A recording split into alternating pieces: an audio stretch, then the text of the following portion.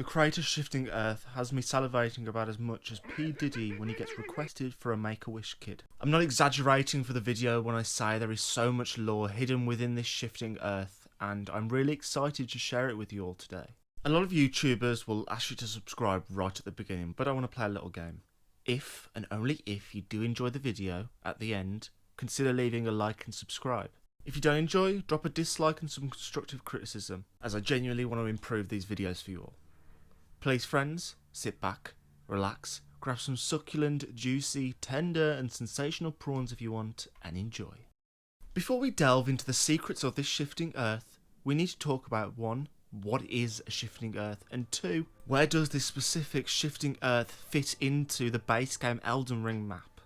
The shifting earths are said to make the lands between rupture and churn. They are shifting earths, it's in the title. But there is so much more to what shifting earths are than simply just shifting.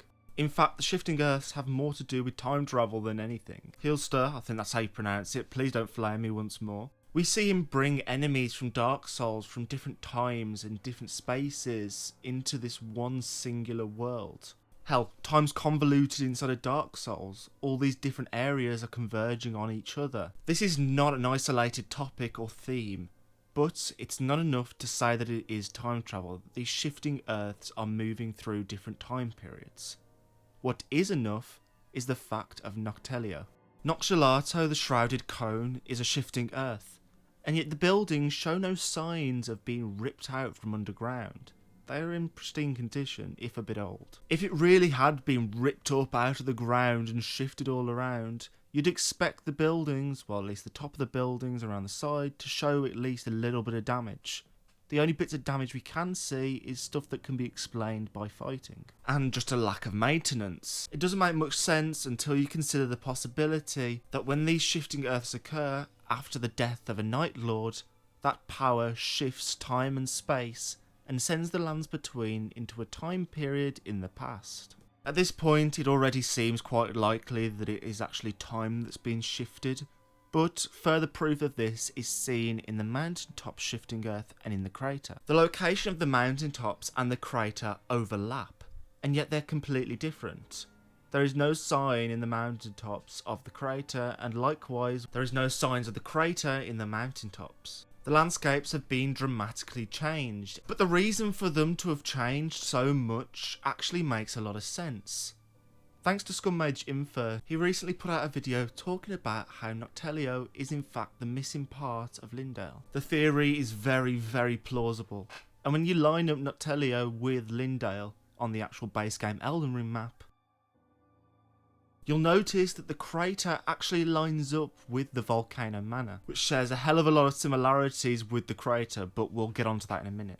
Considering the isolated point of the snow inside of the mountaintop shifting earth, it's most likely that only parts of the map are being transferred back in time. The fact only a certain area is actually affected by this shifting earth suggests this is the case.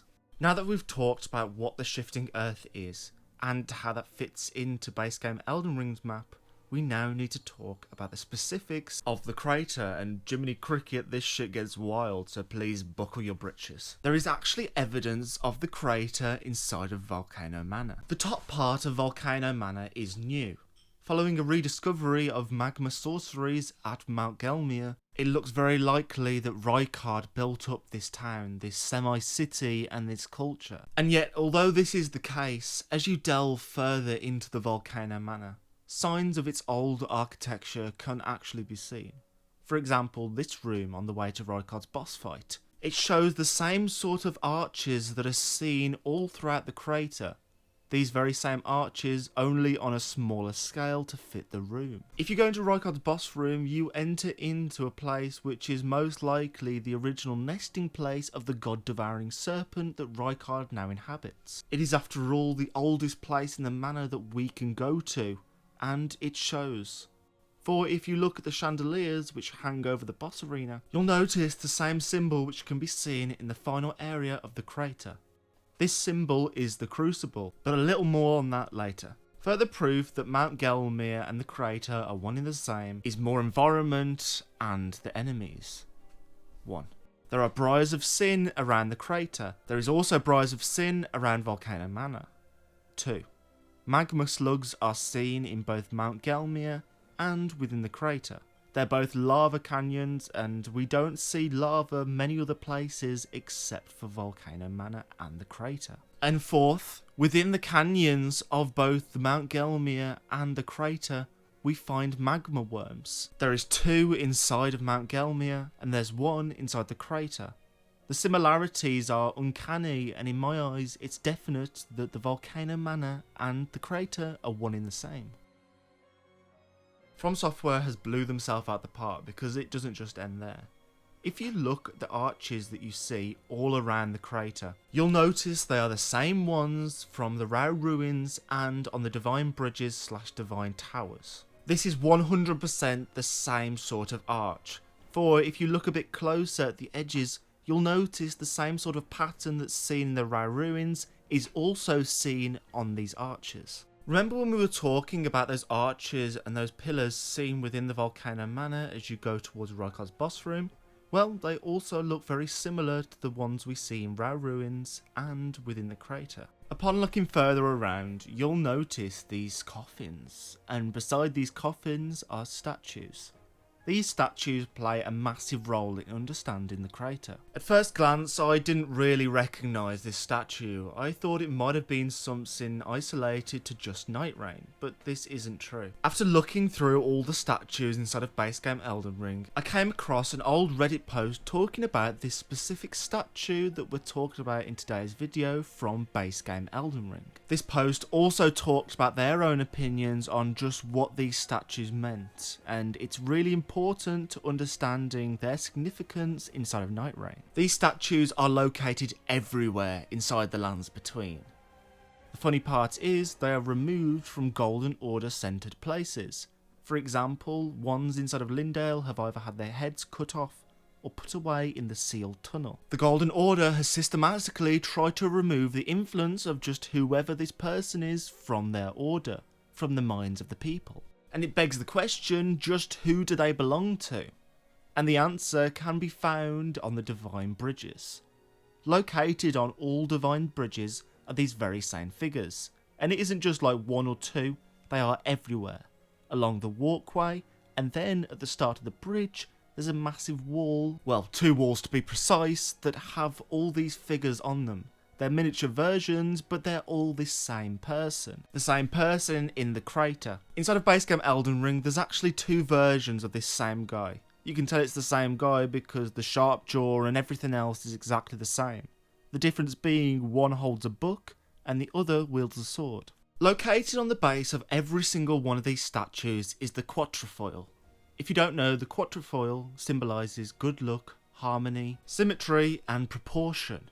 This also makes a lot of sense considering the crucible markings which are seen inside the crater. The crucible is a primordial mixing pot. From everything we hear of the crucible, it sounds like balance. It sounds like a harmonious relationship between every other being. And I believe that age is symbolised by this quatrefoil upon all of these statues. The final room of the Shattered Earth is by far the most interesting. Leading up to it, you know something about this is important. The whole room is designed to give this impression. A canopy of metal and these crucible symbols hang over this area. There's a line of torches which lead up to this altar where you can master any weapon to legendary status. And that's interesting, but what truly caught my attention was the coffin that was larger than the others. This coffin that has no statue. All of the coffins inside the crater have this same statue that we were talking about just over it. Whether it's to the side or a bit in front, it's still there and each coffin has one.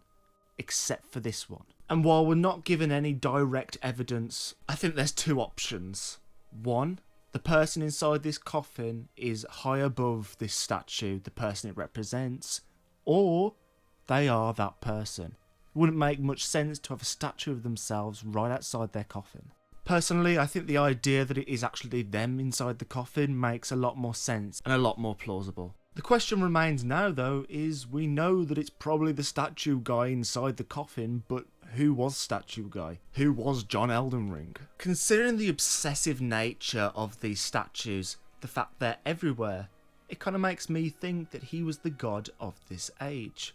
For the only other person that has this many statues is Marika. She's worshipped as a god, and I believe it very much looks like this Statue Guy was as well. Further proof that he was the god of this age comes in what we're able to create. We are able to create a legendary armament. This is the only place in either base game Elden Ring or inside of Nightreign.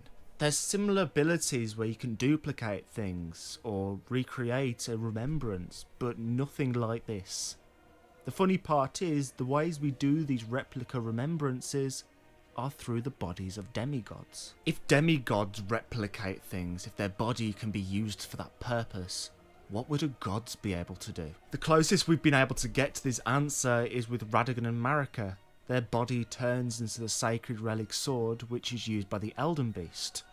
But this here is something we can do, and is not interfered with by an eldritch god. So I think this gives a more close representation of what a god's body can be forged into, especially considering all the materials are right there. It's hard to really draw a scale, but this coffin looks larger than the other coffins we see inside the crater, further adding credence to the idea that whatever's in this coffin is in fact different to the other coffins. This whole inquiry leads to a lot of new questions, and it's honestly astonishing how big the Roe Ruins Empire really was. In the mountaintop's east map fragment, it talks of a mountain larger than the Flame Peak to the south. If you go and look at the north, there is no such mountain. Hell, in all of Elden Ring, there is not a mountain that is bigger than the Flame Peak. The Flame Peak being where we fight the final fire giant. The Jagged Peak is the only mountain that would fit this description. The only one that is larger than the Flame Peak. Using this information, you can align the true proper position of the Shadow of the Erdtree and how it fits into the base game map. Roe Ruins compared to Volcano Manor is very, very far away, showing just how far this empire stretched. Oh, and by the way, when you've got the map like this, you'll notice the Shaman Village and the Finger Ruins are right next to Farum Azula, I'm just saying. We briefly talked about the magma worms earlier in the video, and this is the point of the video where I really want to hear all of your thoughts. There isn't that much evidence to suggest the magma worms are associated with this dynasty. We see them around Volcano Manor, Mount Gelmir, and the crater. Hell, the final boss of the Shifting Earth is a magma worm. But is this enough information to suggest these magma worms are associated with this dynasty? I'm about 50-50. I originally had it in the script, me saying that they were, but is it? I would really love to hear all of your thoughts and your opinions of if they are or if they aren't. I've left this till later in the video because it's a lot more speculatory, but there is some evidence.